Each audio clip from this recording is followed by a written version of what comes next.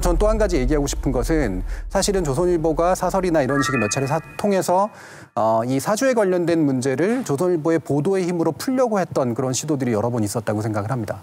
물론 일반적으로 생각하고 당연히 사주에 대한 문제니까 조선일보가 뭔가 보도해야 되는 거 아니야? 라고 얘기를 하는데 사실 그렇지 않거든요. 이거는 사주의 개인의적인 어떤 문제이지 조선일보에게 책임을 묻는 게 아니잖아요.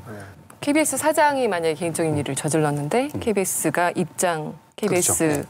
뉴스를 통해서 네. 입장을 발표하는 것과 같은 문제인 거죠. 네. KBS는 그 사주와 경영이 좀 분리돼 있는 경우고 조선일보는 그게 합쳐져 있는 경우는 좀 다르지 않습니까? 그거는?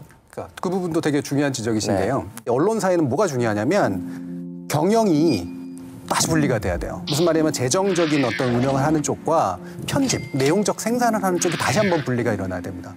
자, 근데 지금의 우리나라의 언론사들의 대부분의 경우는 뭐냐면 대주주 또는 사주가 경영을 직접 하고요. 그 경영을 하면서 재정만 담당하고 어떤 매니지먼트만 하는 것이 아니라 편집에 영향을 미쳐요. 그러면 두 번에 끊겨졌어야 될 고리가 연결이 돼 있다는 거죠. 보통은 기업의 소유주는 기업 그 자체라고 생각하는 경향이 분명히 있어요. 게다가 언론사의 사주니까 당연히 언론사를 이용해서 뭔가를 할 수 있을 거라고 생각하는 그런 경향이 있는데 그게 전혀 그렇지 않다는 거죠. 신뢰를 얻기 위해서는 사실 사주하고 엄격한 분리를 해줘야 됩니다.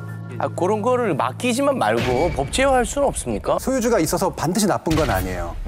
예를 들면 영국의 더 가디안이라든가 뭐 뉴욕타임스라든가 뭐 프랑스의 르몽드라든가 이런 데도 분명히 소유주가 있어요. 그래서 그건 가문이 소유합니다. 세습합니다.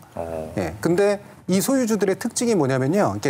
처음에 설립자 자체가 그런 식의 유언을 남겨요. 가디언 같은 경우에는 리버럴한 아이디어, 다시 말해 자유주의 아이디어를 지켜라. 또는 진보적인 사고들을 표현해라. 뉴욕타임스 같은 경우도 최상의 어떤 신문을 만들어라. 이런 식의 것들로 표현이 된단 말이죠.